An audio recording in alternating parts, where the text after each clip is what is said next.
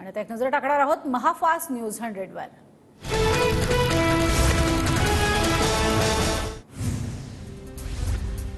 भाजपला घटना बदलण्यासाठी बहुमत हवं, एका मंत्र्यानं सांगितलं। इंदापूरच्या शेतकरी मेळाव्यात शरद पवारांचा मोठा दावा, देशासमोर धोका असल्यानं निवडणूक महत्त्वाची असल्याचंही वक्तव्य।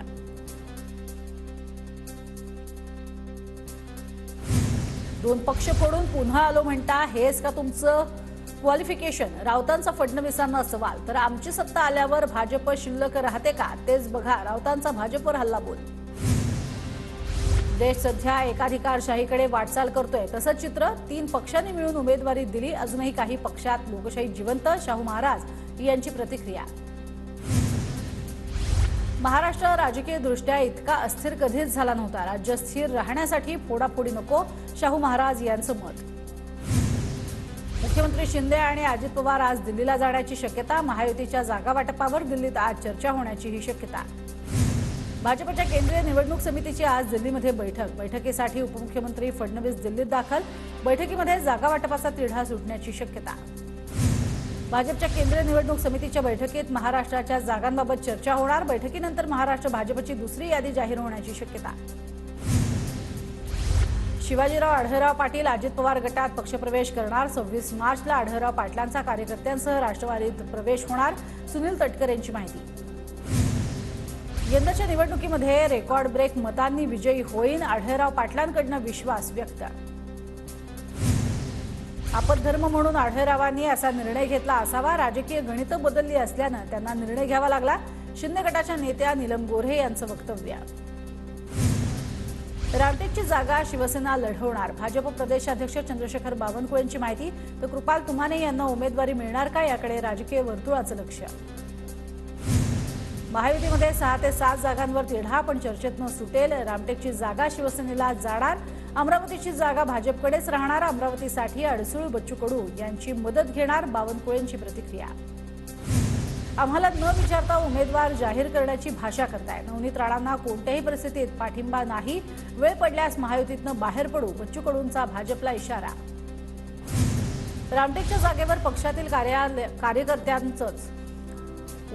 कार्यालयामध्ये उमेदवारी द्यावी, खाटीक समाजाच्या वतीनं चंद्रशेखर बावनकुळे यांना निवेदन।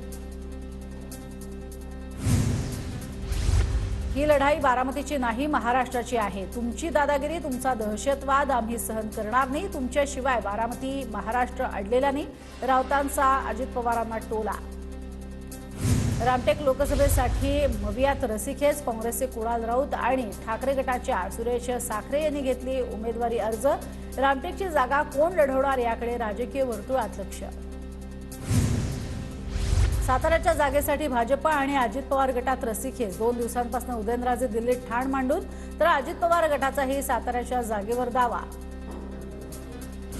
उदयनराजे आणि अमित शहांची आज भेट होण्याची शक्यता, उदयनराजे 3 दिवसांपासून दिल्लीत तळ ठोकून, उदयनराजे साताऱ्यातनं लोकसभा निवडणूक लढवण्यास इच्छुक।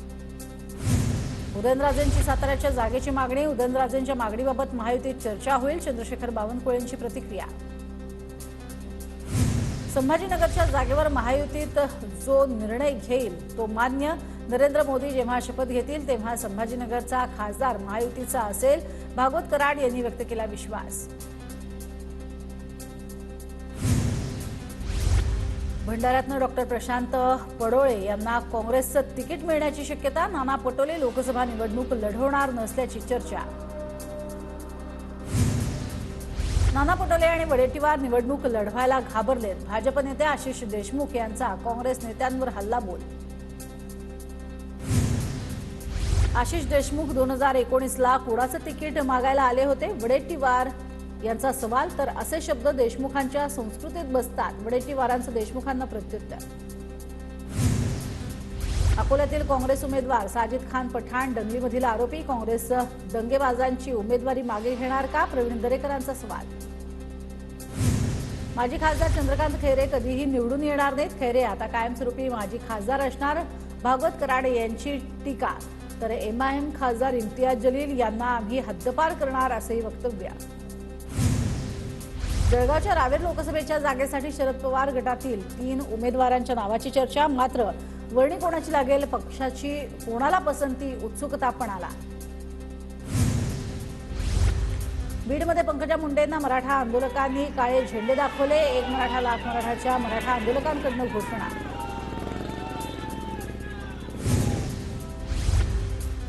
कल्याण लोकसभेसाठी ठाकरे गटाकडून केदार दिघेंचं नाव चर्चेत. श्रीकांत शिंदेंविरोधात केदार दिघे यांना तिकीट मिळण्याची शक्यता. उत्तर मुंबई लोकसभेतनं तेजस्वी घोसाळकरांच्या नावाची चर्चा. पियुष गोयल यांच्या विरोधात तेजस्वी घोसाळकर यांना तिकीट मिळण्याची शक्यता.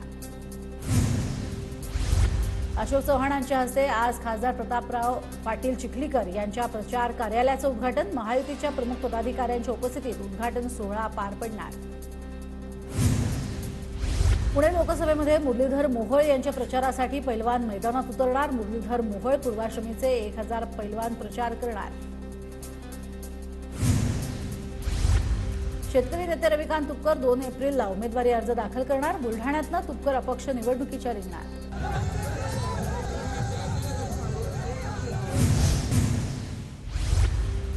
अहमदनगर दक्षिणमधनं लोकसभेसाठी निलेश लंकेंच्या पत्नी राणी लंके यांचं नाव चर्चेत. निलेश लंके यांच्या आमदारकीला अडचण येऊ नये म्हणून राणी लंके यांच्या नावाची चर्चा. आगे आगे देखो होता है क्या, राणी लंकेंचं सूचक विधान. ठाकरे गटाचे खासदार ओमराजे निंबाळकरांच्या गावभेट दौऱ्याला सुरुवात. मतदारसंघात भेटीगाठी, कॉर्नर सभांद्वारे लोकसभेचा प्रचार सुरू. देशात सध्या पांढऱ्या दाढीलाच महत्त्व. कोणी तुतारी वाजवेल, कोणी मशाली घेऊन धावतील, पण 4 जूनला पुन्हा मोदीच निवडून येणार. मंत्री उदय सामंत यांची प्रतिक्रिया. खासदार संजय राऊतांकडून मोदींना कंसाची उपमा. कंस मामाला भीती वाटत असल्यानं सर्वांना तुरुंगात टाकलं जात आहे. नाव न घेता राऊतांचा मोदींवर निशाणा. मुख्यमंत्री एकनाथ शिंदेंना अडचण होऊ नये म्हणून मी बाहेर पडेन. सुळे आणि सुनेत्रा पवार यांना उमेदवारी, यात लोकांना पर्याय काय. बारामतीत अपक्ष विरुद्ध मविया अशी लढत होईल. विजय शिवतारे यांची प्रतिक्रिया. 6 महिन्यांआधीच घटस्फोट घेतला. त्याआधी एकाच ताटात जेवत होतो, त्यामुळे विचार करून टीका करा. इंदापूरच्या सभेतनं सुप्रिया सुळेंचा अजित पवार गटाला इशारा. विजय शिवतारेंनी इंदापूर दौऱ्यादरम्यान लक्ष्मी नरसिंह देवाचं घेतलं दर्शन. आगामी निवडणुकीत विजयी होण्यासाठी आशीर्वादही घेतला. बारामतीमध्ये सुनेत्रा पवार आणि रुपाली चाकणकरांनी लुटला फुगडी खेळण्याचा आनंद. नांदेडमधील पारायण सोहळ्यामध्ये महिलांसोबत फुगडी खेळण्याचा आनंद लुटला.